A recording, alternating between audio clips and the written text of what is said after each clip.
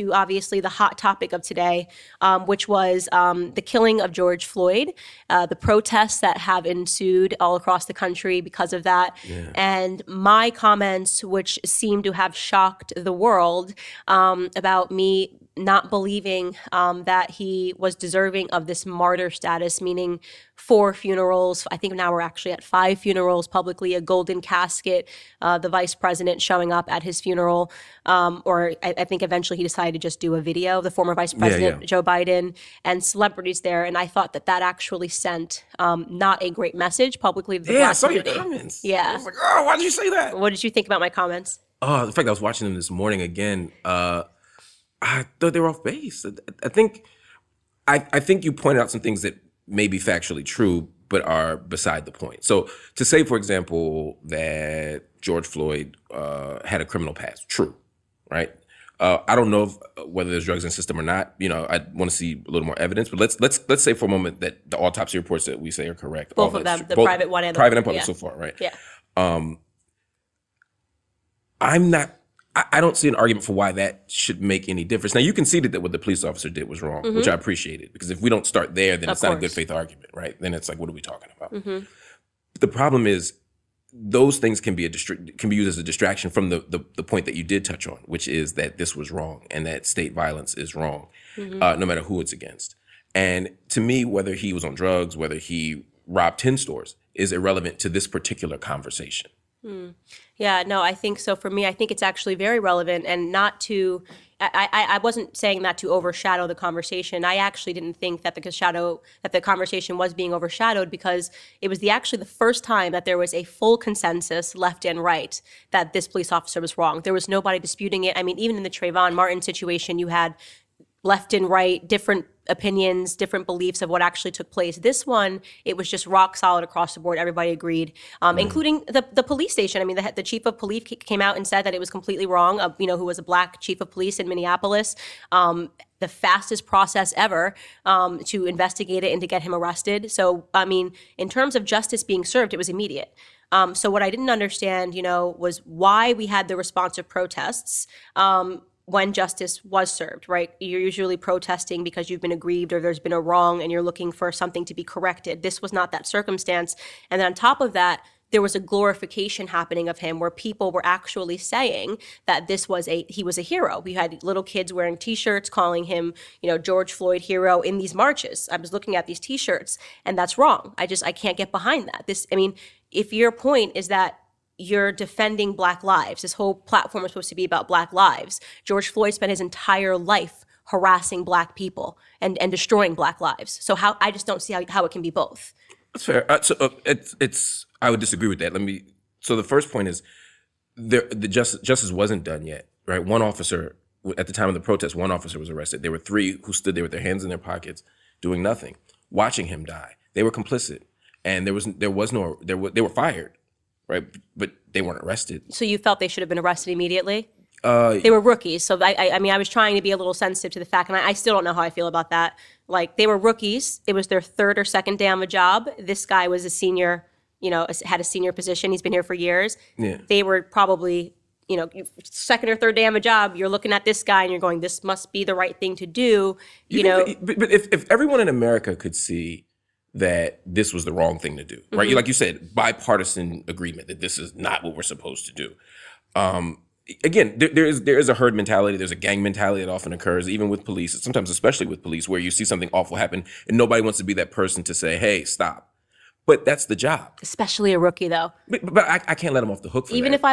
if I was my first day at Starbucks and I saw a manager stuffing cash into his pocket, my first or second day, I'm not going to be the person to raise that issue, because you're just going, I don't know if this is supposed to be going on, but I'm going to keep my mouth shut. And again, I'm but not that's saying, a bad example, because that's not doing harm. What if you saw on the first day the manager spitting in someone's coffee?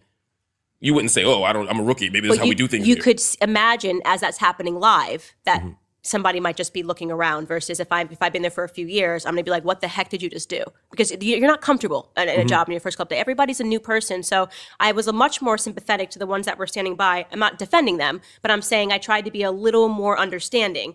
Derek Chauvin you look at and you're like, this guy has been working on this police force forever. Right. He's the one doing all this stuff. They just looked like uncomfortable idiots. Right. And that's what I think they were. Right. But that's why I'm going to the point of people didn't feel like justice. It wasn't like, oh, we got our justice, but let's tear shit up anyway. Can I curse? Yeah, you're fine. People like, we just tear shit up anyway. People wanted accountability from these 4 officers, and they didn't get it.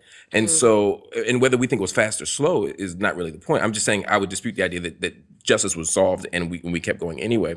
The other point here that you raised, which is an interesting one, is about well, actually, let me say one more thing about the first point. The other thing here was these protests weren't just about George Floyd. They were about a sea of issues, and this was like the culmination point, which often happens in history, and we can talk about that. The other thing, though, I think about raising him to the level of hero. First of all, I think whenever someone is eulogized, right, and these were national public eulogies, we don't say, yeah, but, right? When we eulogize Reagan, right, as a nation, there were many people who chided Black folk, and people on the left for criticizing policy. Say, wait, there's a time for that. But why are we criticizing him now in a time of mourning? Why are we doing this here? Why are we doing this now? So, yeah, I don't think at George Floyd's funeral we should be raising his criminal history. But again, I don't see how that's relevant to the issue here. No one was saying that he was a champion of Black people his entire life. The point was, regardless of who he is, his life mattered. His life was worthy of protection. In some ways, I am actually interested to think about what it means for us to fight for someone who wasn't perfect. Because very often we only fight for the middle class, cisgendered, straight, heterosexual guy who's going to college on Monday like Mike Brown, or we have to put Trayvon on a horse to say that he didn't need to die. And it's like, that's not the point. You shouldn't have to be perfect to Well, I live. think it is the point because, and this is my problem with our community, is that Black Americans are hypocrites. We are hypocrites, right? So you say, oh, well, it's not the point. Well, where were we on the issues of kids getting shot, actual innocent Black victims being killed, every weekend, every day in the inner cities? Nobody cares. If you want to give somebody a funeral and you want to have it be 5 days long, why not do that for Tyshawn Lee, the 9-year-old kid who was wearing his school uniform and playing basketball when he was lured into an alley by, an older Black man who then shot him point blank in the head 2 times because he didn't like his dad. And it was like, it was gang violence. Nobody cared. So this whole idea of there's this uprising because you care about Black lives. Don't pretend you care about Black lives. You like the political expediency of caring about a Black life, if and only when they die at the hands of a police officer, or die at the hands rather of a white person, because it doesn't even have to be a police officer as long as it's a white person. But we kill ourselves faster and nobody cares. So can you name the last 10 Black people that died of homicide in this country? Because it wasn't George Floyd. Of course not. But why not? So because there is let me go to the first point you made. Tyshawn Lee, of course, that's something we should be sad about. And I think Black folk are. I've never met a Black person who didn't care about Black on Black Where the violence. protests? We can talk about the protests of that. Let me finish this other point, though. I think when you get to Tyshawn Lee, the point is we mourn him, right? My issue with you with George Floyd was, imagine if we mourn Tyshawn Lee and we go to his funeral, and then you bring up the fact that he was a schoolyard bully, hypothetically, right? It'd be like, well, yeah, okay, maybe he was a schoolyard bully, but that's not relevant to this thing we're talking about right now. I'm okay with you talking about violence within the community. The question is, do we want to bring it up here, and what political work does it do to criticize him in that space? I think it's especially important to bring it up there. And I'm not talking about being a schoolyard bully, because that's totally different. That almost sounds petty. But when you're talking about somebody who ran drugs to the Black community, a huge issue that Black Americans always talk about, oh, the reason there's so much addiction, is because of drugs. The reason that there's drugs, and people point to the idea that, the CIA ran crack into the Black communities. But then when you want to talk about why we have this issue of drugs, we want to martyr somebody who went to prison 5 times for selling drugs.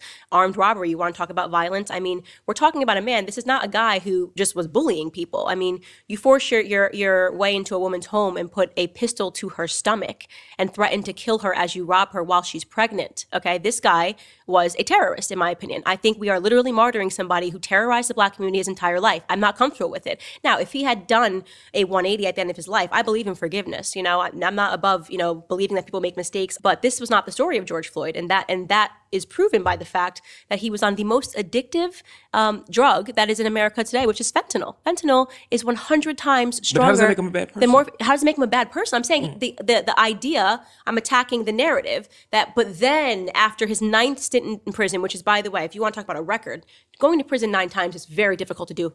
before he turned 40 years old, and he did it, okay? And then people wanted to say, then he moved to Minneapolis to change his life around. I have a problem with the lie. I don't like a lie. He didn't change his life around. He was still doing drugs, he was still pushing drugs, and he was high on fentanyl and methamphetamine at the time of his arrest, which, by the way, fentanyl, quite literally, is what doctors give to patients when they want to bring down their breathing. And my problem is we can never have an honest discussion. There are so many Black victims in the world, true victims of homicide who have done nothing wrong. Maybe they were high school bullies. But he was a true victim of homicide. No, I'm saying, when I say, he was a true victim of a homicide, who knows at the end of the day, because right now there's disputes in the medical examiner reports. Some are saying that he actually died from fentanyl. His breathing was complicated by whatever. Then they got a private person. I'm not a doctor, so I'm not going to dispute the manner of his death, but I am going to agree that what Derek Chauvin did was an example of police brutality, regardless of whether or not is exactly what led to his death.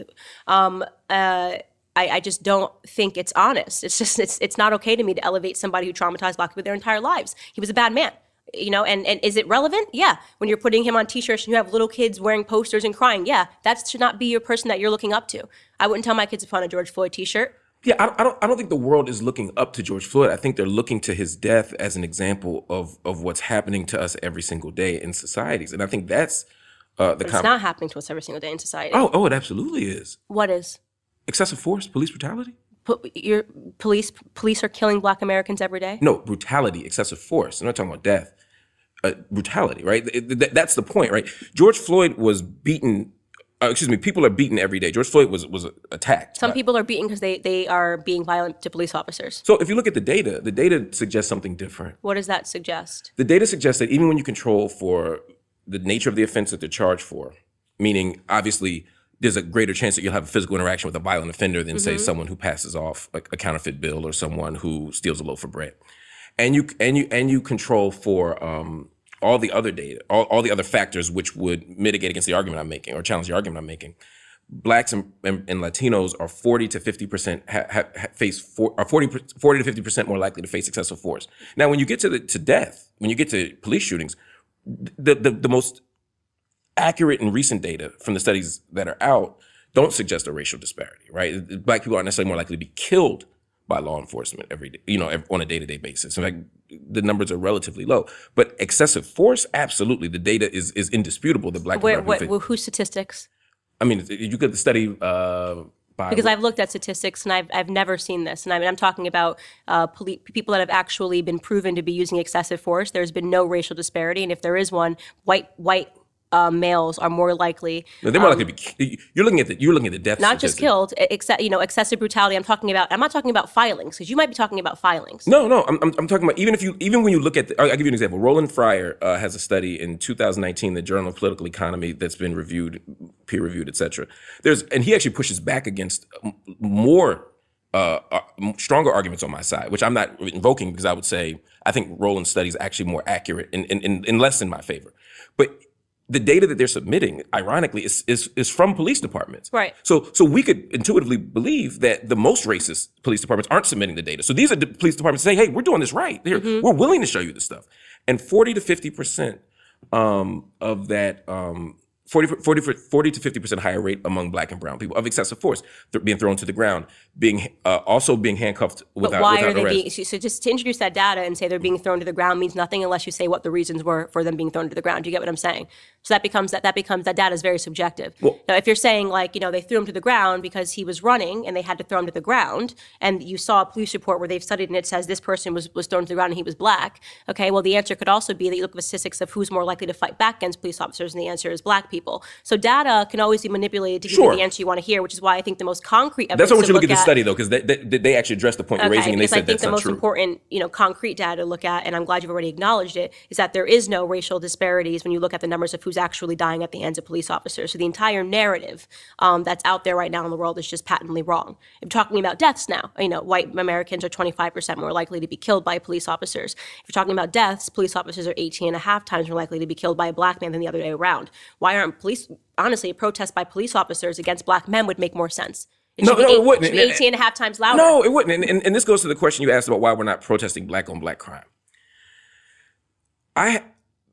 Prisons are filled with Black people for killing Black people. Prisons are filled with Black people. No, how many of them are not caught? No, I'm not saying everyone who does it is caught. My point is that Black people have a good faith expectation that we'll go to jail for doing crime, right? It's not like there's no narrative that Black people don't go to jail for stuff, right?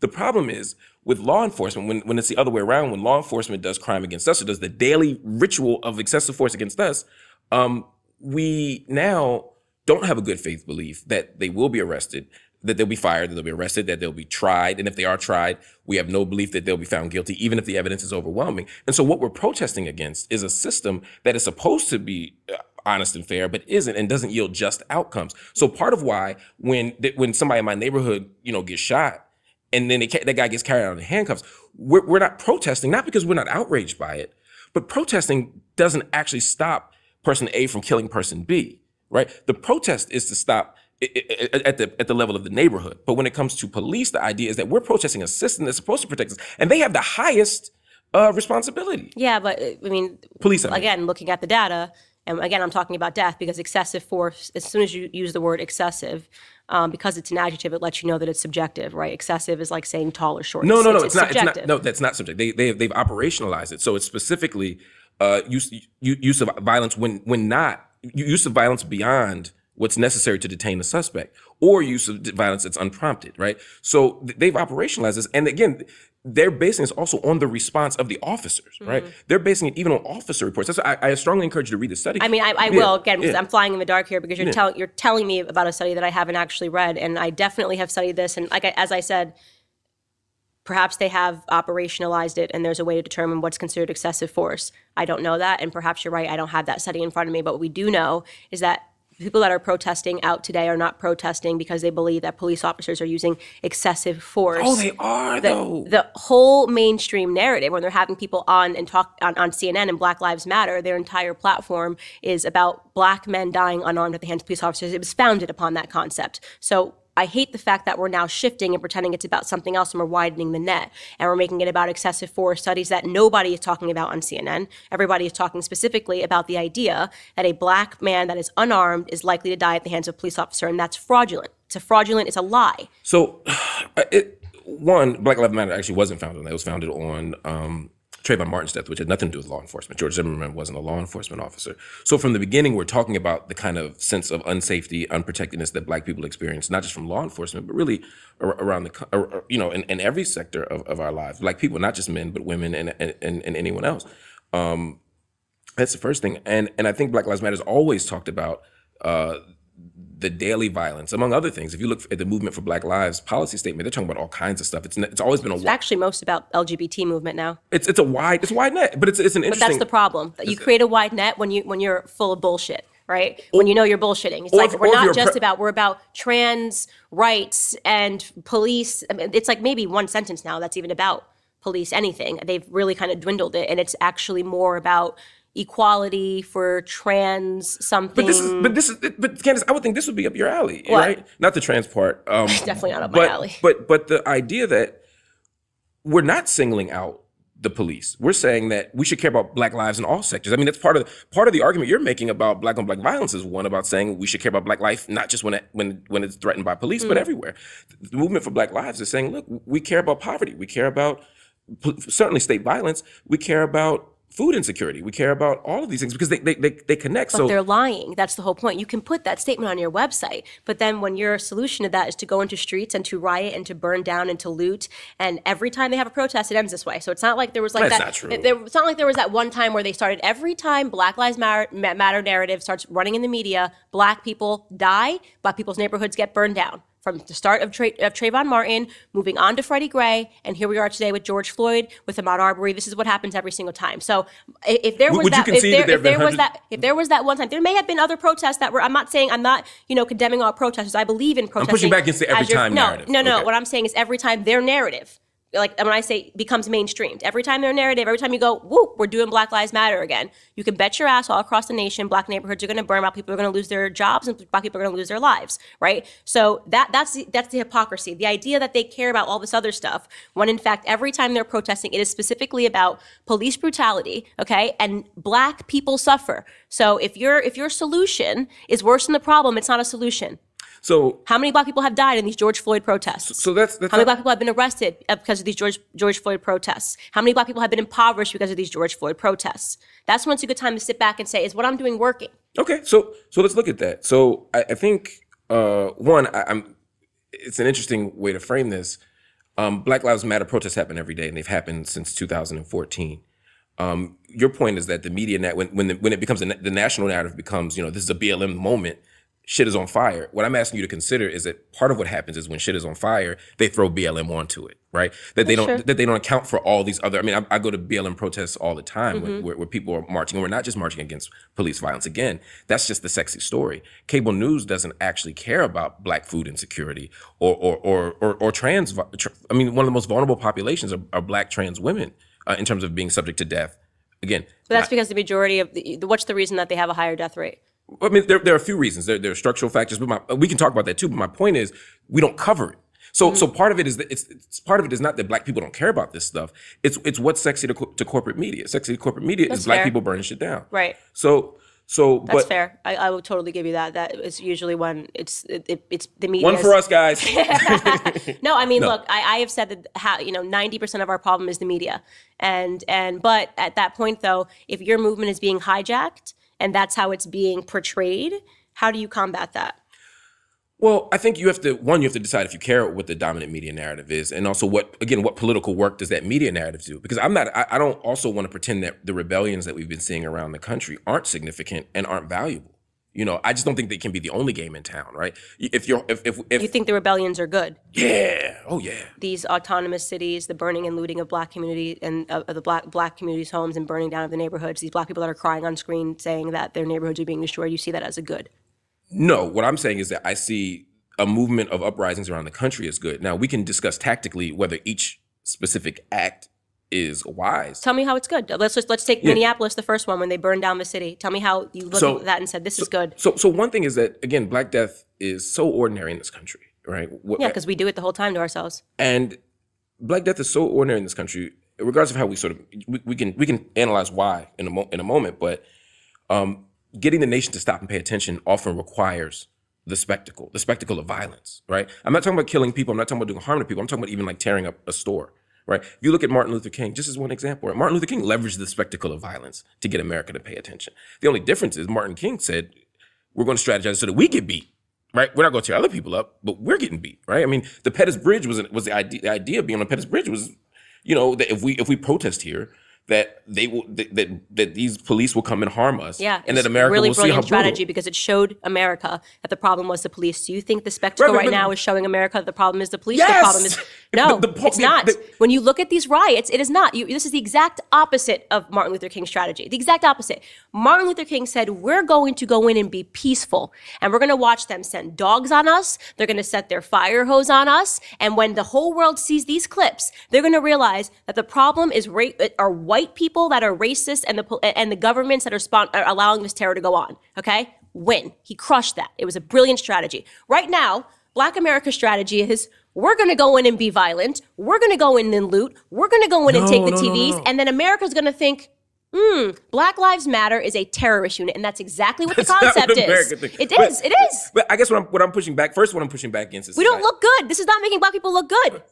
The first thing I push back against is this idea that the only time we can engage in the type of resistance is if our bodies are the ransom for justice. I'm just telling you it's not Martin Luther King's strategy. No, I'm with you. I'm agreeing that it's not. I'm saying it's not the same tactic. The overall strategy is still to use violence and the spectacle of violence to get justice. Right. But you're like, and what I'm hearing you say is that's cool if the dogs are biting us and the hoses are spraying us. I'm saying the message you're going to deliver is that Black people are violent. So using the idea, and you have just already said that you thought Martin Luther King had a good strategy, and I agree with you. Yeah. What we are doing is the exact opposite of that strategy. So we are showing that Black people are violent, that Black people loot, that Black people rob, that Black people kill one another. That is what is being shown.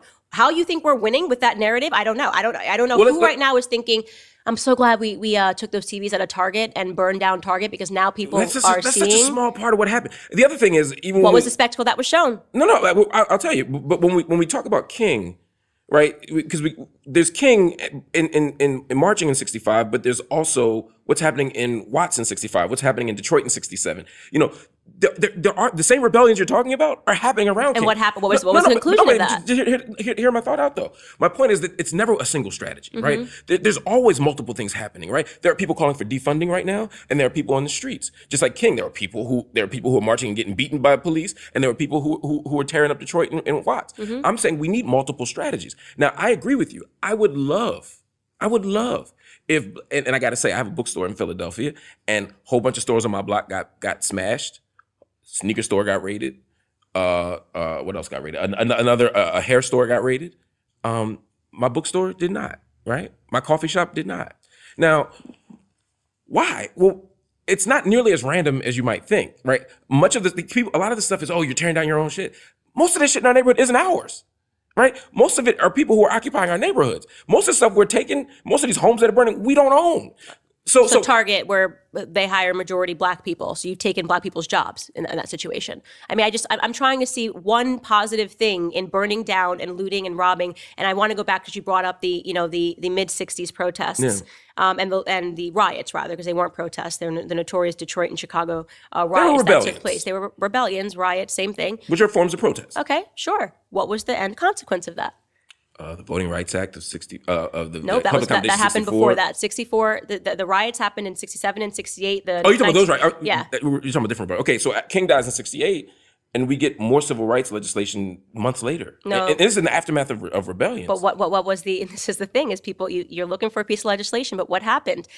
Detroit and Chicago were the economic booms for the black community. The riots happened, the rich people got up and they left, and they depressed those cities for decades to come. Okay, so the thing is that this is the problem. Everybody wants to be in the now, I'm in the later, okay? I'm already hearing the conversations amongst business owners. They're leaving. They're going to leave the cities. So you want to talk about signing up for another 60 years of black poverty? It's exactly what we did. We signed up for black poverty, and it started in the 1960s. First and foremost, it was a legislation that was supposed to be helpful. Nope, that led to economic depression, too, because it incentivized bad behavior. All of the Great Society Act and all of that stuff that happened in the mid-'60s was not good for black America. Sounded good, like everything the Democrats put forward. Sounded great, we're going to give you stuff, but really it incentivized father absence. It welfareized the black community, and it married us to the government. On top of that, we burned and looted our own communities, thinking that we were going to get justice. And what really happened is the business leaders left, the jobs left. Black people had no jobs, and we were poor. And we have now had 60 years complaining about the condition of Chicago and Detroit and these inner cities, and we're recreating the wheel all over again right now. I think that's a heck of a analysis. It's the truth. No, I think it's not.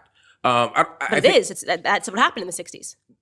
Again, it's sort of like the King example. It's not that I disagree with the particular things you're saying happen. I'm saying there's a whole bunch of other stuff that happened at the same time, which complicates the story. This is not King's Black America. I know. No, I'm saying in the same respect. So, for example, when we look at and I actually talk about this in my book, Nobody, which you all should read. Oh, right. Forgot to do that. Yes. I don't want to plug it, but it's actually relevant to the topic. It's, Casualties of America's War on the Vulnerable, from Ferguson to Flint and beyond. Because part of what I talk about in Ferguson is this very thing, right? You're right. There are migrations. There's white flight. Then ultimately you end up with the suburbanization of poverty in Ferguson, because Ferguson's a suburb, right? Then you look at a place like Chicago. You look at a place like Detroit. Multiple things are happening. It's not just that black people rioted and lost the city and doomed themselves to poverty for 60 years. You have to look at the shift in the economy itself. You have to look at the flight of factors, which weren't a response to black rebellion. It was a response to tax incentives. It was a response to going. It was rebellions. It was the automobile companies that were making those cities flourish, and they all packed up and left. Not because of everybody. Again, a good example is Ferguson. They stated it when they left. Yeah, companies say a lot of things. That doesn't mean that that's why they left. They were burning down their factories. No, I understand. I understand what you're saying. I'm saying we have to look at, again, a series of economic policies and the failure of the government to invest in those communities in ways that would yield outcomes. We don't need the government to invest. What we needed what was happening. That's why those communities were flourishing. We needed private companies to come in and to have jobs and to stabilize the community. The last thing Black America needs is more government. Okay, and it is amazing to me, and I write this in my upcoming book, that the community that has suffered the most from from government policies. You want to talk about slavery? That was a government policy. You want to talk about Jim Crow laws? That was a government policy. You want to talk about the welfare system? That was a government policy. Is now looking to the government to give them more policies. The government has never done anything good for Black America, right? It's never anything that's happened good for Black America has happened because of private companies investing and putting their businesses. Would you consider the Voting Rights Act a good thing for Black America? Of course. Of course. Would you consider the Emancipation Proclamation? Hold on, stop. But that was getting rid of government policies. No, it's new policy. It really wasn't new policy. If you want to talk about what was wrong with America in the beginning, is that America wasn't obeying or honoring its own constitution. All men are created equal. All men have the right. It actually was not honoring its own constitution. They created legislation that went against the constitution. So America was one big hypocritical mess when all this was going on. Once America actually got rid of all of the policies that they created that went against its constitution, which happened, obviously with allowing women to vote, allowing first black men to vote, and then allowing, black women and all women to vote, and getting rid of all that crap, then America became what it was supposed to be when they actually enshrined the Constitution. So why not then imagine the government as having the capacity to expand on that promise, right? To expand on that promise of life, liberty, and pursuit of happiness of all people being created equal through proper legislation. For example, I mean, you would agree the Marshall Plan certainly helped. Certainly helped the white middle class after World War II. I mean, it created economic incentive. It invested in them. To say, well, now for black folk, we don't need that. We need less government. No, we need the investment. You want the investment. So you do know governments don't make money, right? I'm not suggesting governments make money. So how is the government? You keep saying the government, give us money, give us money. What is wrong with that? Governments don't make money.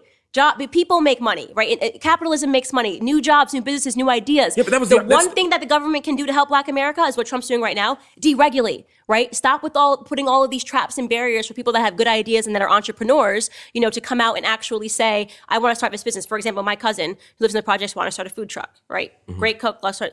There was about, and this was under Obama, 20,000 pieces of regulation stopping from him to be able, you got to have this done, this certification. The government just messes stuff up. That's the problem, right? The government does not make money. So you're saying the government needs to invest in Black America doesn't even make any sense. No, it does, because the argument is that we as a nation flourish when we invest. For example, give you private citizens.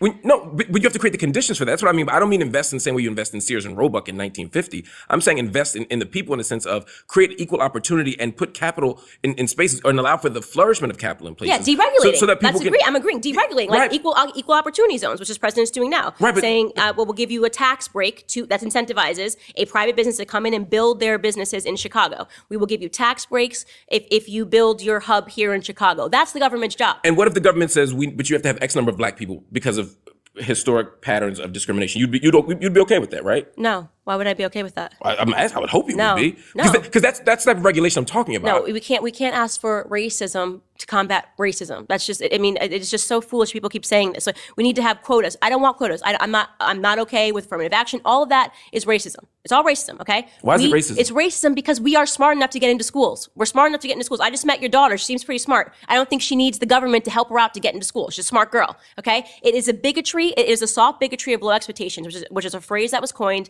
by George H.W. Bush. When you are saying to someone, George W. Bush, yeah, correct. When you are saying to someone, we have to do this so you can get into school, what you are saying to a Black person is you're not smart enough to get into the school by yourself. No, that's not what they're saying at all. That is what you're saying. No, what they're saying is that there's a pattern of discrimination and a lack of access. Just make it merit-based. Don't even put your color when you apply for school. That's not discrimination. It means you didn't get in because you did the best. Yeah, if everything were facially neutral, I'd be fine with that. Yeah, that's what I'm asking for. Yeah. That is the answer. No racism, no discrimination. If it were facially neutral, but yes. But underneath it were contextually neutral, I'd be fine with that. If everybody had the same chance. Mm-hmm. For example, if all of us in this room, right? There's a guy over there who's 7 feet tall. She's a very tall staff. There's a guy who's 7 feet tall, and we try out for the NBA together. He has a better shot than I do. Yeah. Because he's 7 feet tall. Correct. And he might be better at basketball than me. That's correct. I'm cool with that, right? Because we're being measured by the same thing, right? The rules are public, the goals are clear, the playing field is level. The referees are honest, right? I'm cool with that. Mm-hmm. The problem is when it comes to life, it doesn't work that way. How does it not work that way? So explain to me how affirmative action doesn't work that way. Black kids being actually they're discriminated in favor of to get into schools. I can give you a couple examples. One, the metrics we use to get people into school, particularly the SAT. SAT is a terrible predictor of how well you'll do in college, right? There's some data that shows that it's somewhat of a predictor of how well you do your first year, but it's not a very good indicator of whether you'll finish. It's not a good indicator. It's not a good indicator what your final GPA will be. But we use the SAT. It's a terrible metric. The metric also shows that it disproportionately favors middle class people. Take race out for a second. It disproportionately benefits middle class people. And so a middle class kid who's just as smart, just as talented, works just as hard, and may even have the same GPA, won't perform as well on the SAT. I mean, the working class kid won't perform as well as the middle class kid. Not because he or she isn't as talented, but because the metric is broken. And so if I then, from the school, say, look, I'm just taking people on their SAT scores. It's a facially neutral metric. I'm saying, look, I just want the best SAT scores. The problem is it's not actually necessarily measuring how smart you are. It's measuring how middle class you are. Do you see what I'm saying? Not particularly, no. I don't see how it measures how middle class you are. Because the test itself, as it is structured, has questions. It has like fill in the blank points of reference that don't necessarily measure your ability to reason. But that's exactly what it does. It measures your ability to reason. No, I'll give you an example. If I have in it a vocabulary, for example, I'm trying to think of a good one. The classic, almost cliche now, is the one about the yacht, right? Or it'll ask you to complete a logical syllogism. It'll ask you to make a leap in logic, right? To make some kind of interpretation of a text.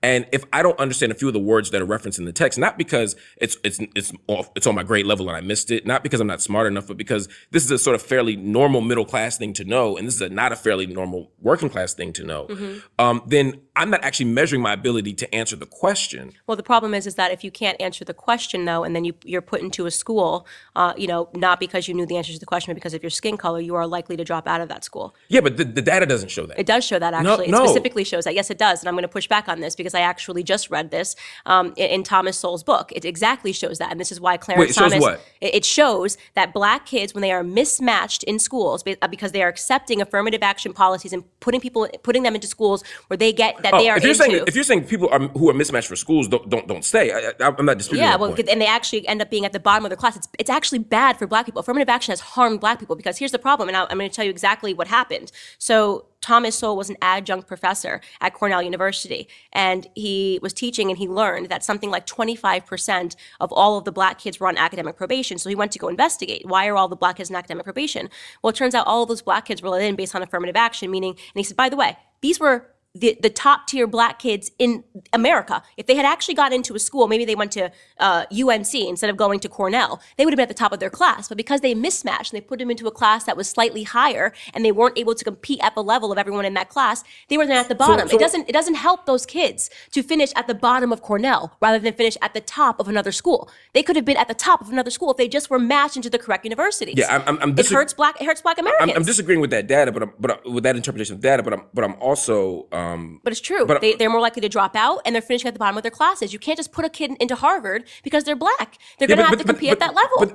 But one, that's never been the argument of affirmative action for college admissions, and that's not happening. There aren't all these. It is happening, there aren't though. all these unqualified. I'm telling you that there is concrete data that supports that it hurts black Americans because they're finishing at the bottom of classes where they would be finishing at the top if they had just went into schools that they were meant to be in. First of all, there's absolutely no way to predict that, right? So that's not data. That's a huge leap of interpretation to say. No, it's data. What do you mean? There's no way to predict it? How can you predict that someone would have? You can't predict it. You can assess it retro. You can do a retro assessment. How can you retroactively assess that someone would have been at the top of the class? Because you look at all of the black kids, right? And you look at their SAT scores and you say, if they had actually gotten into this school, which is where they belonged, as opposed to putting them in this school because they were black. So Harvard's saying, let's let them in on an affirmative action-based But I'm saying that's not system. how college-based admission. That's what I'm saying. What I'm saying. What I'm disagreeing with is the presumption that we're taking as fact that people are admitted who are wholly unqualified for these admissions. They are. No, they're below the average SAT score of all the other Chinese kids and white kids that get into these schools. No, that's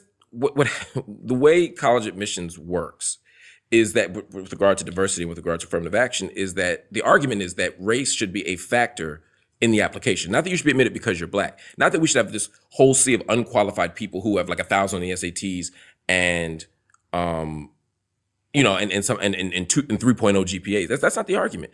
If that were the argument, I would agree with you because when there are situations where people are mismatched that dramatically, you're right, they don't do well. That's what I'm saying. I was never disputing that point. What I'm disputing is the idea that is the framework for how affirmative action works or how we've ever wanted it to work within universities.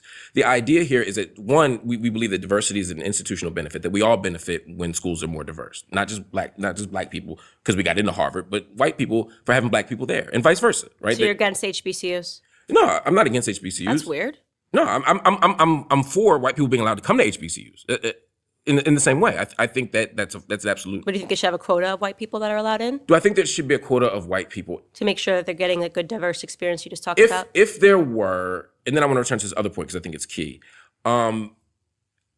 It's apples and oranges, but yeah, I'm always apples and oranges when you want to talk about equality when it comes to Black America. No, because white people aren't being systematically. It's not a racist society to let them in based on the color of their skin, but it is racism if you don't let them in on the color of their skin. What I'm saying is that if there were a history of white people being denied access to Howard or Morehouse or Spelman, then I'd say, yes, we absolutely need a quota of white people because they deserve to be there, right? But the fact is, there aren't a lot of white people trying to get Would you be okay if there was, just an all-white school?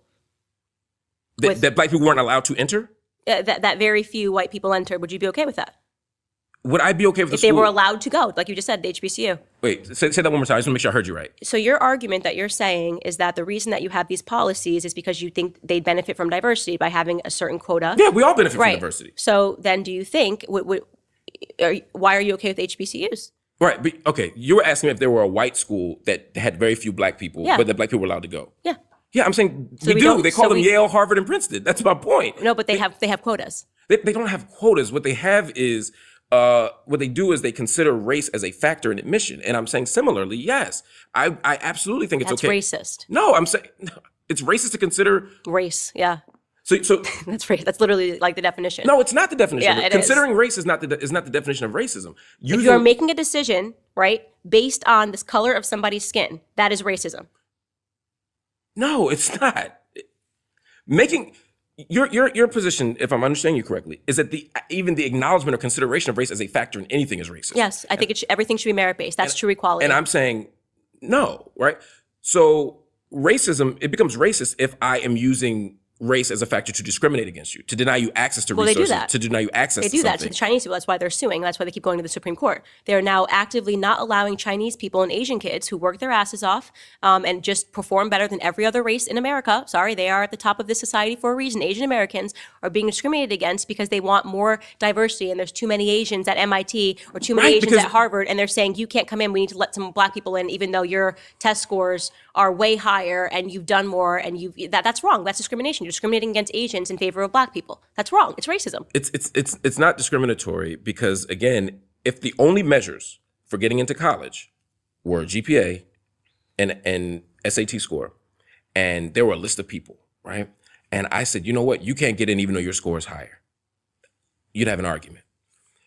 College, that's what happens, though. It's not. When you apply for college, your whole time, what'd they tell you? You got to be part of this club. You got to be part of this thing. You got to do this. There's a whole thing that we want. We want a well-rounded student, and there are multiple factors in admissions, right? And the other thing any admissions counselor will tell you is, because they always say, well, what if they have the exact same numbers and one's black and one's white? Mm-hmm.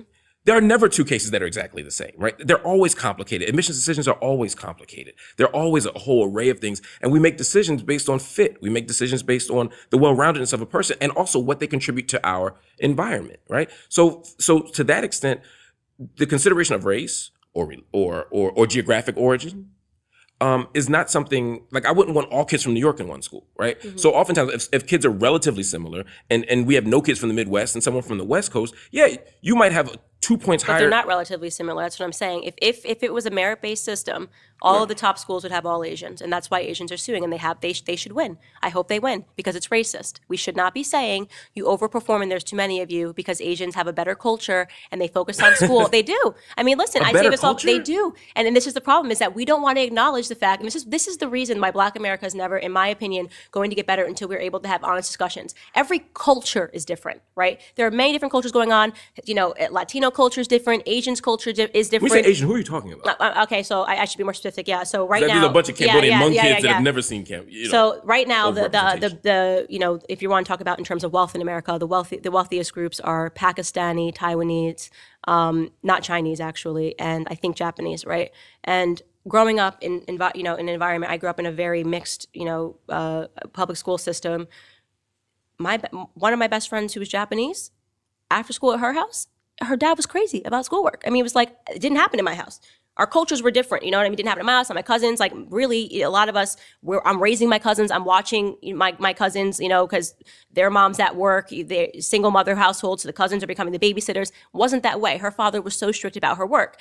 She ended up going to a top school. That made sense based off of how she's worked her entire life, right? To imagine that I didn't end up going to a top school, and for me to say it's because of, color of my skin or she shouldn't be able, no. She worked harder. Asian culture is different. Jewish Americans have a different culture, right? They also are ones that tend to value schoolwork a lot harder. We need to do better in Black America at valuing schoolwork. I wasn't raised in a household that valued schoolwork, and I'm not saying all, I'm not here to paint a broad brush, but I'm saying overwhelmingly, there's a reason why we're dropping out of high school at a higher rate. There are lots of reasons. And but nobody, we never talk about what we're doing wrong, and it is culture, right? I think, and even we value breaking down education even via our hip hop, our music, everything. We actually value a lack of education. We see that as Black culture. Do you get what I'm saying? Like Ebonics, that's us, right? And then we're surprised. How is Ebonics a lack of education? And then what I'm saying is that you're what Ebonics is you're breaking down the English language, right? And then we're surprised. No, it's a dialect of the English language. Okay, it's a dialect of the English language, but it's not proper English, right? And then we're surprised when 75% of Black boys can't pass a reading exam, and then we want to blame the government, right? 75% of Black boys in California, then you want to say it's the government. The government's doing something wrong. What are we doing wrong? Are Black people, do we do anything wrong? So you've hit a lot of spots. So let me pick a few. First, where do I want to go? I don't want to get too far off of this because I still think you're missing the point of the affirmative action thing, which is then I'll address the PW the literacy stuff, the reading, the dropout stuff, right? My argument isn't, again, that people should be put in schools where there's a mismatch. I agree. As a professor, I can tell you, I've encountered students who are mismatched for the institution for lots of reasons. It's no fun to teach someone who's mismatched for the institution. That's the first thing. The second thing I would say is it's institutional mismatches happen across the board, and there are plenty of people who don't meet the average of the school. It's not just Black people. That's, for example, legacies oftentimes don't meet the match. Athletes often don't meet the match. Who else? I mean, it's legacies, donors, and athletes are three key examples. George Bush, people said George Bush was dumb. George W. Bush wasn't dumb. His SAT score, I believe, was one standard deviation above the average Americans, right?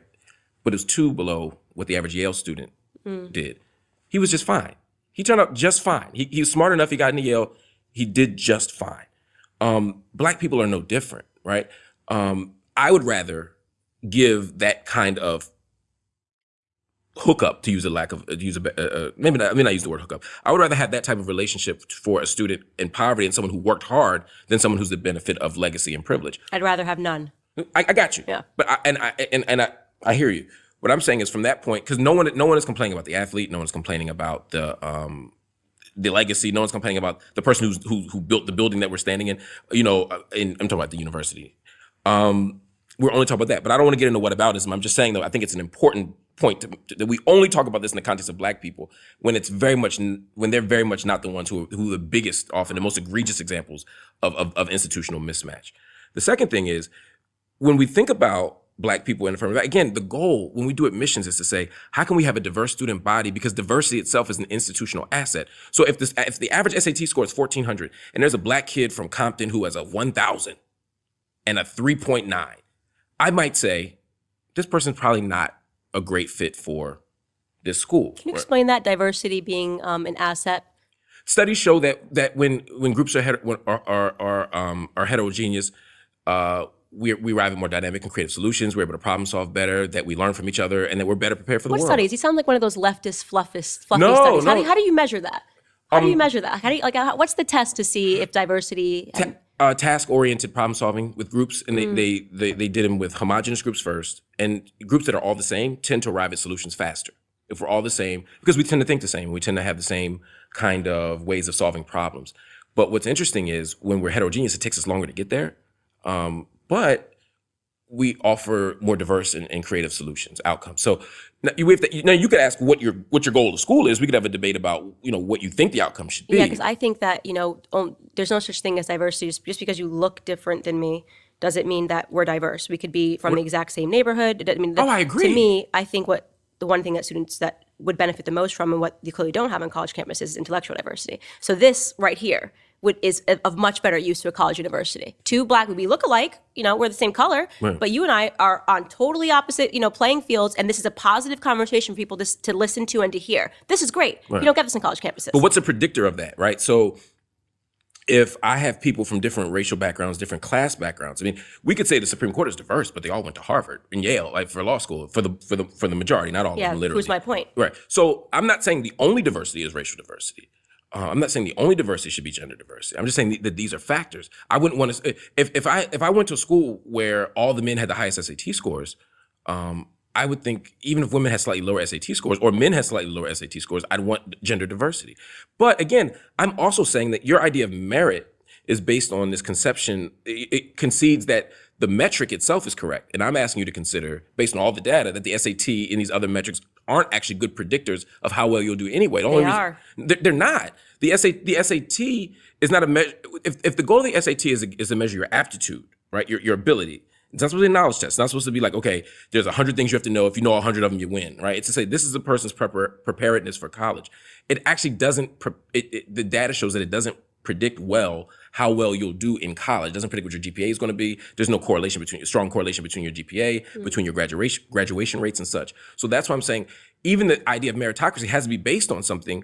It would be like if that 7-footer over there, if they decided to try us out for basketball and the only thing they tried us out for was 3-pointers, right? I might make more 3-pointers. He's 7 feet tall. Just give him the ball. He'll dunk it every time. And so the metric itself may benefit my skill set versus that skill set. And I'm saying we have to have a more robust assessment of skills. And so what I find is not that we are admitting people who are black people who are far off the mark in terms of admission. There are people who are already within the zone, and we're saying let's let race be a factor too. So yes, I may have I'm just pick an arbitrary number. I may have a 1,300, and the white guy may have a 1,350, and I may have a 3.9, and he may have a 3.94, and you may say, well, his numbers are higher. I would say, one, again, let's test the metric, but also there might be value to a school to not going to school with all white people or all black people. Again, now I know you mentioned the HBCU thing, but again, that's a different context because they're not being denied access to it. So I would assume then that you strongly disagree with some of the instances that are happening of black people requesting all black dorms as a safe space and as a solution to them feeling tokenized by the presence of white people on campus. You asked two different questions there. In general, I believe in the diversity of education, of classrooms, of dorms. But if there is a situation where people feel harmed or unsafe. No, not harmed. They just. You just said they feel unsafe. Well, they use the word unsafe, but what actually is going on is they feel tokenized, meaning that there's too many white people, so they want their own. I think it's okay for people to carve out their own spaces of any sort. So you're actually okay with discrimination, but you refer to it as positive discrimination because it ends up being good, in your opinion, because it is discrimination. No, I don't consider that as discrimination. Positive segregation, as long as you're choosing segregation. I'm okay with separation, not segregation. There's a difference. Well, if it's an all-black dorm, it's segregation. It's a separate dorm. Mm-hmm. It's not segregation. Again, white people aren't asking. Again, Du Bois College House at University of Pennsylvania is a classic example, right? How is an all-black dorm not segregation? Because white people aren't being denied access to it. No, that's what they're creating. All black dorms where only black people can stay. But again, as a practical matter, white people aren't asking to be in these dorms. It's not as if there's a line of white people saying we would love to be in this dorm, but these black people won't let us in. Just like there's not a line of people saying there's not a line of white women saying, I wouldn't go to Spelman and they won't let me in. Because the truth is, that is what happens. Because then what happens if a white person says I'm not okay with this is they get attacked. Can somebody remind me of the campus that Brett Weinstein got chased off of? Evergreen campus, where they decided it was only black people who were going to be allowed in the campus for that day. And one professor who was white said, well, I want to stay here and teach my class. And they chased him into a room with a bat. And this shouldn't happen. We can agree on that. But that's not the same thing as an admissions policy. But the culture that, first off, an all-black dorm is racist. And this is my problem, is that somehow we've arrived suddenly into a place where black Americans are authoring the exact same thing that our ancestors fought to end. Discrimination, segregation, but we've made a spin on it and said, but this is a positive form of discrimination. This is a positive form of segregation because we're choosing it. It's wrong. It's just wrong. I mean, I don't see how you can't just plainly say an all-black dorm is racist. It should be all black, all white, all Hispanic. It's racist. It should never exist at all, okay? You sleep where you sleep. You don't like sleeping there, you leave the school, you can decide to go somewhere else, but we don't play that game on college campuses. We don't play, X amount of people, quotas are going to be allowed into school. It needs to be a merit-based. I don't care what color you are. Let me see how you perform. Let me see. And yes, maybe looking at the activities without knowing what color you are, I might say, okay, his SAT is a little lower, but he has taken on, he was playing full-time basketball and all that, so I think he'd be a good fit. Again, race does not need to be present for that determination to be made.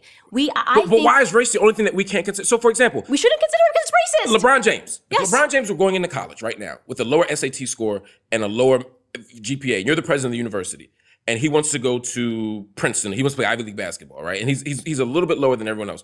Do you not let him in because there's a white guy who's above him? Let him into the school. If his SAT is low Yeah. and he's not doing well, But he's an extraordinary basketball player, and he's good enough to be in the school. I'm not saying his numbers are good. you still don't need his race on the piece of paper to determine that. No, take his race off.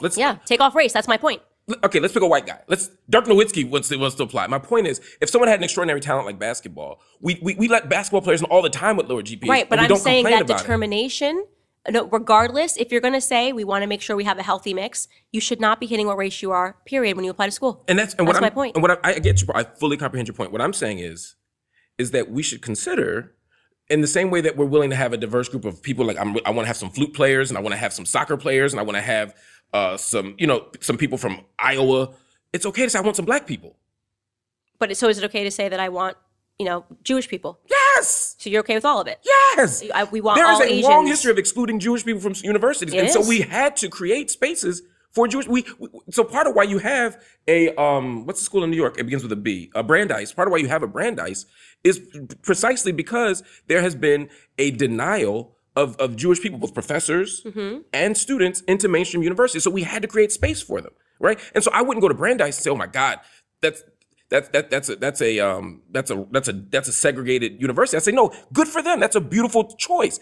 And black people can go there now. White people, Gentiles can go there now, right? Christians and Muslims can go there now. But it's largely a predominantly and historically Jewish institution, which is great. And what I'm saying similarly is I'm okay with black folk having that. I'm okay with carving out spaces for ourselves when for people but who have been marginal. You would never be okay with it if white people did that. If I were at if I were at Howard, and there were a group of white people who said, you know what, we're the 50 white kids at Howard and we want to have our own space. Cool. I'm good with that. An all white dorm at Howard. You think that would go down well? I think it's such a counterfactual hypothetical because most white people don't want to go to Howard because they don't be around that many black people. And that's okay. You know what I mean? In fact, most people who go to, ends up going to Howard? Athletes, oftentimes, for undergrad, not grad.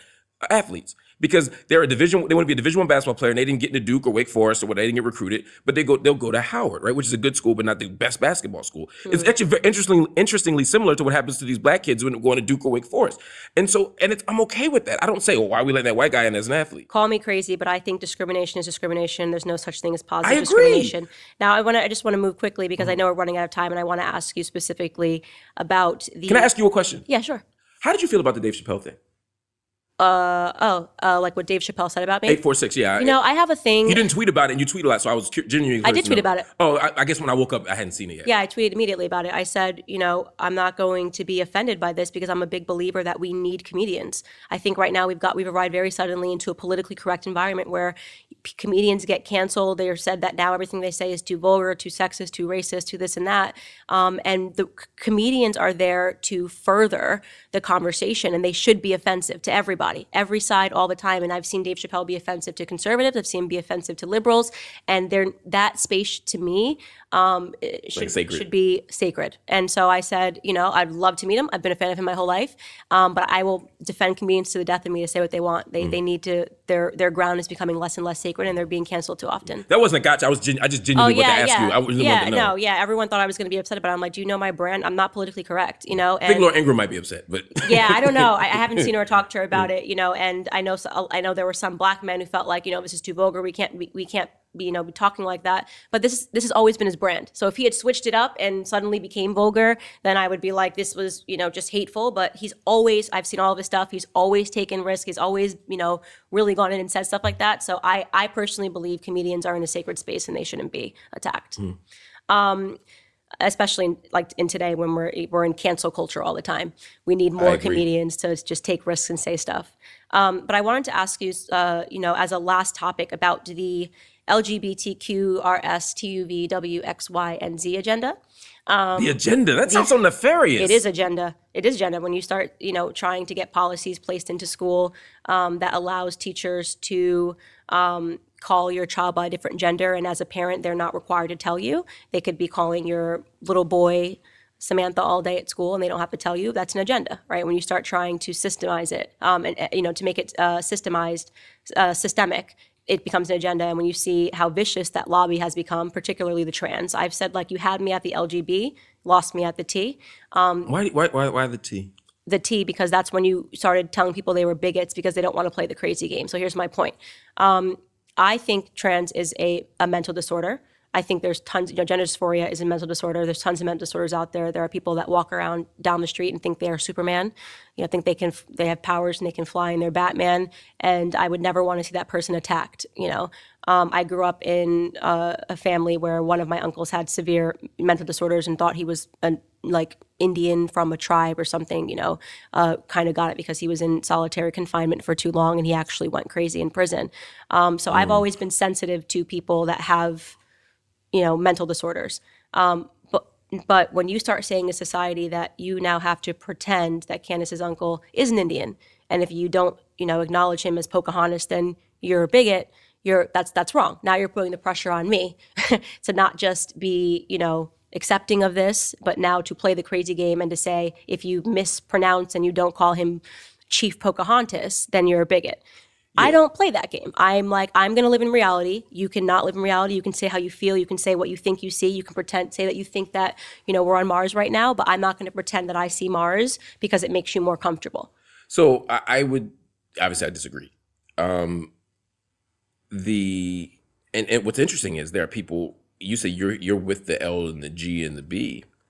There are people who, 30 years ago would have made the exact same arguments against you for the L, the G, and the B. They would have said that there's scientific data, that these are people who have mental disorders. There's some misalignment between what they desire and what they're supposed to. That there's some kind of gender thing going on that they're confused about. I think that we have to do a few things. For me, I think the easy part, and this is the part I think you and I agree on, is that we have to accept, and we should accept people as they present themselves in the world, right? Like if someone says if I told you my pronouns were she, her, you would address me as she and her, right? No, I wouldn't. Really? No, I would call you Mark. Okay, but you wouldn't call me he. No, because I mean, I would call you Mark, if that was something that made you comfortable. But if I saw you... And if I said my name was Jane, would you then call me Jane?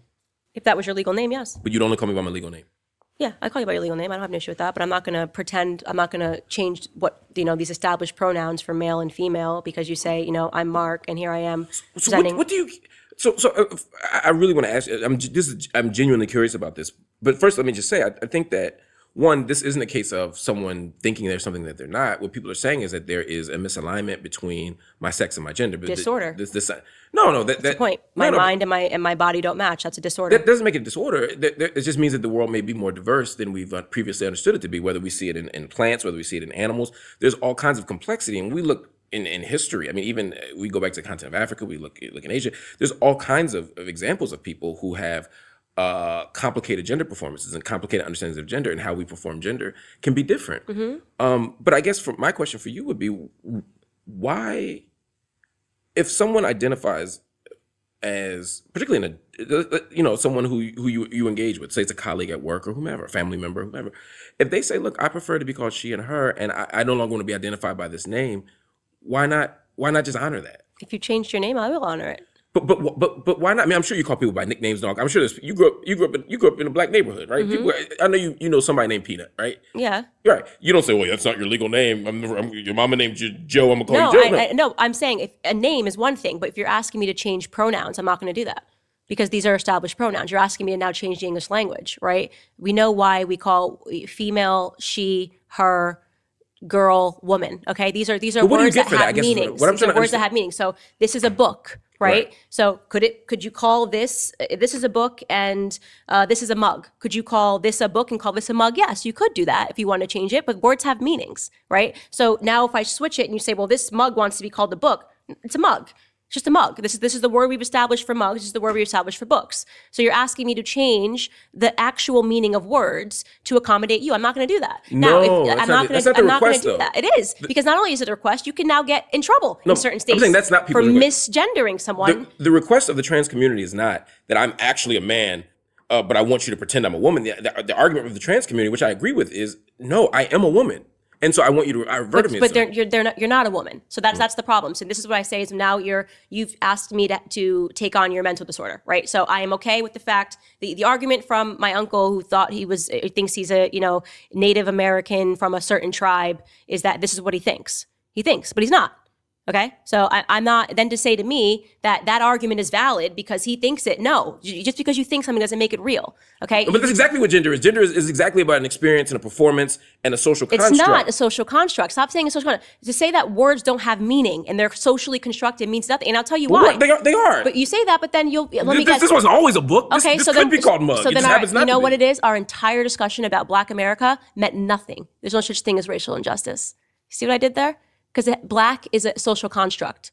Yeah, but we live in a social reality. So within that social reality, it can't be both, Mark. So you either think that the gender wage gap is BS, that feminism is wrong, and that racial disparities are all BS because everything's a social construct. You're either going to go full postmodernist and say nothing is real and it's all made up, or you're going to acknowledge that there are some hard, concrete truths. If there are hard, concrete truths, you and I are Black, okay? That's not going to change because we wake up and we decide, you know what, today I'm white and it's just how I feel, and today I'm Chinese. No. You and I are Black, okay? We are acknowledged as Black people. We're sitting down as Black people. I am a woman. You are a man, okay? Now, if I want to wake up tomorrow and say I'm a man, you want to say you're a woman and we want to play the crazy game, we can do that. To then say all of society now is to pretend that it was all a social, no, it was a social contract. You were born a male. I was born a female. Yes, that's a sex. We are Black. Okay, it's a color though. Black it's a word that we use to say a sex. Female is a word that we use that has a meaning. Yes, it means you are born with a vagina. You can have children. You have a uterus. When you are a male, you are born with a penis. You get a woman pregnant. These words have real meanings. We cannot suddenly get into society where there are no truths. So to acknowledge a social construct does not mean that we ignore biology, and it doesn't mean that we don't have. Can men get pregnant? Depends. I know. What does it depend on? I know trans men that can get pregnant. That means it's a woman.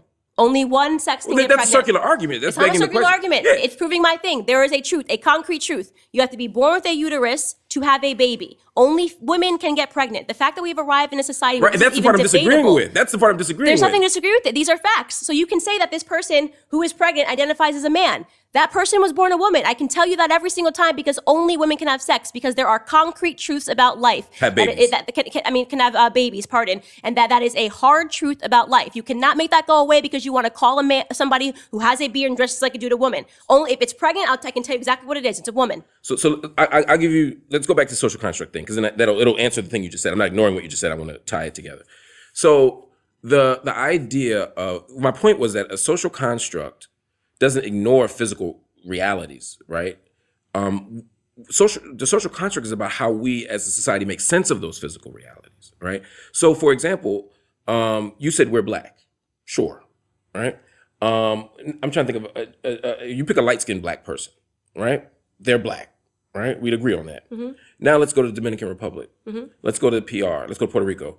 Let's go to Jordan. Let's go to Iraq. Let's go to Sudan. Let's go to Ghana, right? And let's go to South Africa. I'm picking these places very specifically because they have different racial logics and racial paradigms. And what it means to be Black here, it doesn't necessarily mean that it's a universal Blackness, right? That in Dominican, there might be 5 different other racial categories, right? And there are some light-skinned Black folk here who, when they go to Ghana, get basically seen as white, right? Because of how we socially construct it. Doesn't mean my biology changed. Doesn't mean my physical reality changed, but how society engages this stuff is what makes it a social construct. So similarly, when it comes so I'm not ignoring the realities of race. So with race and racism in America, and then I'm going to take it back to the gender thing. When it comes to race and racism in America, it's, yes, biologically we're all the same, right? Black people, white people, there's an infinitesimal difference between a Black person and a white person in terms of our genetics, right? This is superficial stuff. But that's a biological reality, right? It's a biological fact, right? Just like as biologically true as me being born with a penis, right? But the truth is, but the idea that there's social meanings attached to that Blackness that make people fear me, or that make people think that that person's life is worth more because they're white or whatever, those are social meanings that are arbitrary Correct. and different. So to acknowledge social constructs doesn't mean you ignore biological realities. But you just did that when you said that men could give birth. So similarly, what I'm saying is that I'm not denying the biological reality of maleness, of the genitalia we're assigned at birth and what we can do with those body parts. I'm not denying that. That's a biological reality. Again, the social meaning I'm attaching to it is what I'm saying is more complicated. But it's not complicated. Can men give birth? Sometimes. That's my answer. Yes. And the answer that is crazy. And this is we cannot. It's just crazy. We cannot allow this to happen. But you wouldn't say the definition of being a woman is the ability to give birth. And I'm not saying it, but only women can give birth is a factually true statement. Only women can give birth. There's only one type of human being Only that people can with give uteruses birth. and vaginas Yes, and can stuff give can birth. give birth. Only women can give birth. I'm not disagreeing with that. Birth. I'm not, and that here's what I think we're talking past each other. What I'm saying is, I'm not disputing the fact that certain body parts yield certain kinds of possibilities, right? What I'm disagreeing with is the idea that that is the measure of whether or not you're a man or a woman in society. Okay, but it is now come to a point where if you say that only women can give birth, you are called a bigot. That is crazy. That's nuts. So if you say, like J.K. Rowling did when she got canceled by the Harry Potter cast, that only women can menstruate, okay? Can men get their period? Can you help my audience? Can men get their period? Some can. Okay. Yeah, trans men. There's some trans men who can. And again, I think it's okay to ask interesting questions. I think it's okay to have intellectual debates. But I don't think that we ever want to enter a space where we deny the humanity. And I'm not saying you are, but to deny the humanity or the experiences of other people. Like I said, I was totally okay with trans until it became a demand. What you are denying is my ability to be an intelligent human being, right? You're denying my ability to talk about science and biology in a meaningful way. You are now making your existence is actually infringing on mine, okay? How so? And because when you make it a requirement now that I have to pretend that men can give birth and men can menstruate and there needs to be tampons as the ACLU is fighting for in male restrooms, and that if I don't see the reason, the importance of that, then I'm a bigot. I'm someone that doesn't accept. No. I accept you if you want to run around and you want to wear a dress and you want to call yourself Tiffany and you want to put a pillow in Tiffany. If you want, I don't need to know your name. It doesn't mean anything to me. If you want to call, I'm not going to sit here and say I don't believe your name is Tiffany. You know, if a person comes up to me and they're in a dress and a skirt and they say my name's Tiffany, okay, cool, Tiffany, cool, right? But when it becomes Candace is a bigot because she won't acknowledge that, you know, Tiffany the man got her period and can have a baby, I'm not playing that game. I will never. So tomorrow, I'll come on your show tomorrow, and I have decided that, or a year from now, suddenly I have reimagined my identity, and I have recognized and affirmed my identity as a trans woman, and I no longer want to identify as Mark. I want to identify, as, to use your example, as Tiffany. Mm-hmm. You wouldn't be like, this book says Mark, you're Mark. You'd call me Tiffany. I'd call you Tiffany, but I'm not going to call you she and her because that has real meaning, and I'm not going to play the game. What's compromised by that? Is what I'm trying to understand. My reality. You're now saying you've transformed your reality, and now I have to pretend that words have no meanings, and they do have meanings, right? So I'm not going to do that. I'm not going to call you, hi, Tiff. How you doing, Tiff? Did you have a good day, Tiff? Great, Tiff. I'm not going to then say she. I'm not doing that. And if people cannot, if people the demand, but you won't misgender me either. What? I'll just call you Tiffany. But and if they say where'd Tiffany go, you're not gonna be like he just left. You'll say she just left. I'll probably slip up once or twice. But I'm not talking about Tiffany mistakes, but I'm saying you wouldn't intentionally misgender me. No, I wouldn't intentionally misgender you, but I don't want Tiffany in my bathroom. I don't want Tiffany but in my spaces. But you also don't want tampons in the other bathroom. Right? That's what I don't get. No, I don't care. I think it's stupid. I think it's foolish. I think it's dumb. But if that's really where guys want to go, do it. I don't care. It's not my business. It doesn't impact me. I don't have to go in the bathroom. But I don't want Tiffany in my bathroom. And you okay? Are you okay with gender neutral bathrooms? That's how most bathrooms are. That's all. Go on the plane. They're all gender neutral. No, I got you. But Yeah, bathroom, fine. But cool. I'm saying designating a specific one, like in public spaces, like restaurants. Yeah, I hate that they say gender neutral because usually they just say bathroom. Like they don't need to say gender neutral. It just says bathroom, and we all understood that. That just seems to be an extra step of virtue signaling to say gender neutral. You just put bathroom. Everyone knows what that means. No, but a lot of times in places, like for example, in our university, we have male bathrooms, we have female bathrooms, and then we have gender neutral bathrooms. You could just put bathroom. Everyone knows what it means. You put WC, everyone knows what it means. It means anybody can go here. That's always been that way since the beginning of time. And then suddenly the trans lobby wanted to say gender neutral, and suddenly we had to put gender neutral. That's so fascinating because I find it actually be the right in this case. And I'm not planes.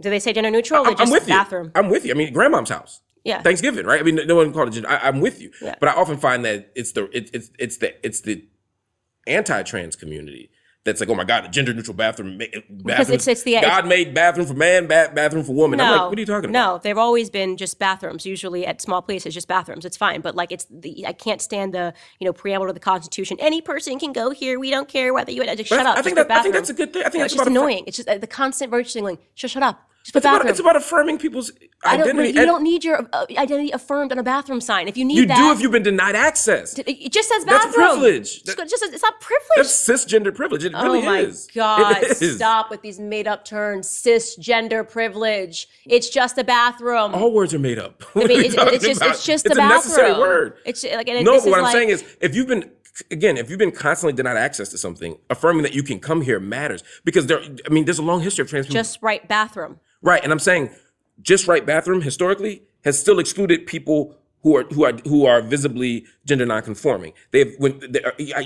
if you go throughout history, you know how many people are kicked out of restaurants and not even allowed to sit in the restaurant, much less use the bathroom, because their gender doesn't seem to line up with what society's expectations. And so saying you can come here too is a sign of saying we welcome you. It's just like when you see like an ally sign or a rainbow flag on a restaurant.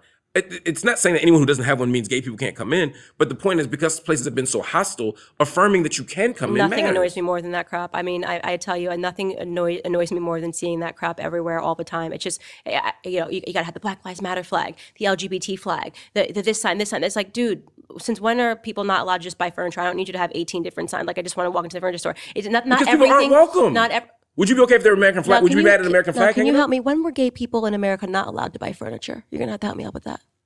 It's not specific to furniture, but gay people. No, I'm saying, like, it's every store now. It's every store. They have to put a flag. There is a historical narrative. When were gay people not allowed to go into McDonald's? As long as there have been McDonald's.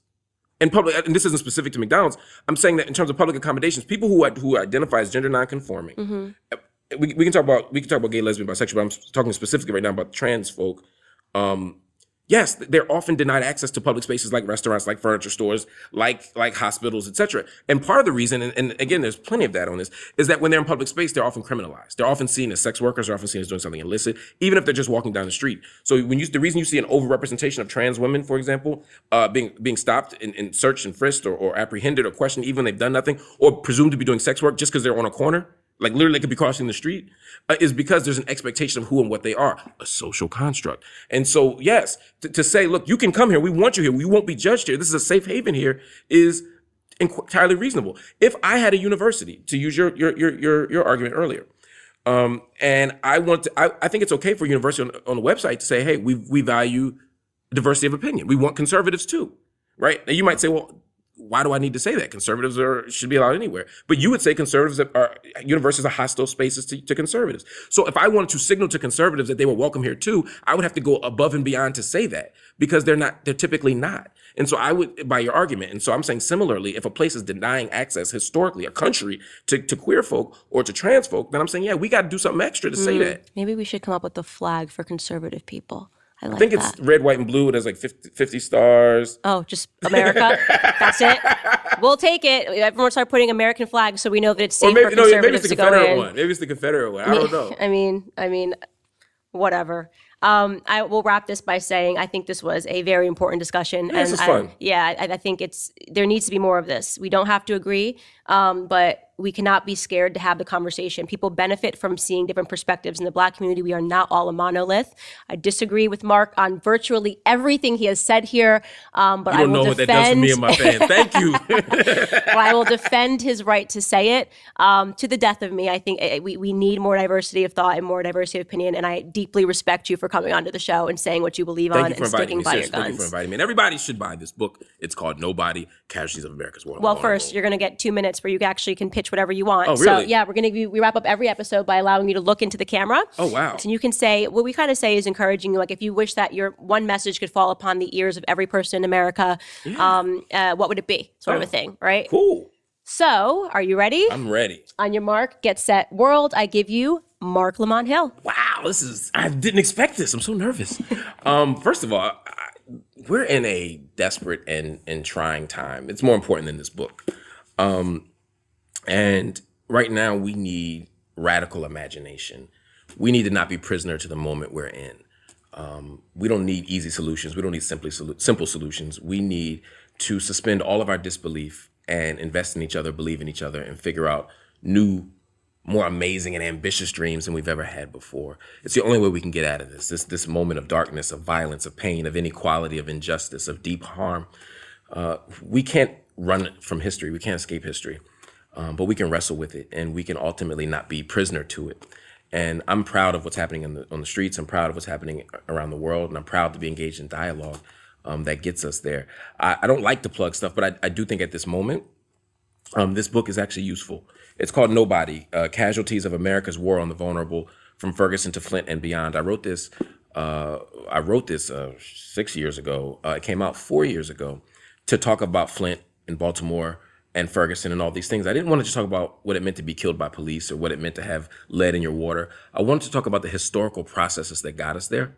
I wanted to talk about the conditions underneath that keep us there. But I also want to leave with a sense of hope that, again, we don't have to be prisoner to this moment. We don't have to be what we once were, that the world can be different and better or more fair and more just and more free than we could even imagine. And I believe that all of us together can make that happen. That was great. I feel like you were ready for that. Look at that. 20 seconds left. That was awesome. Oh, wow. Yeah, that's a wrap.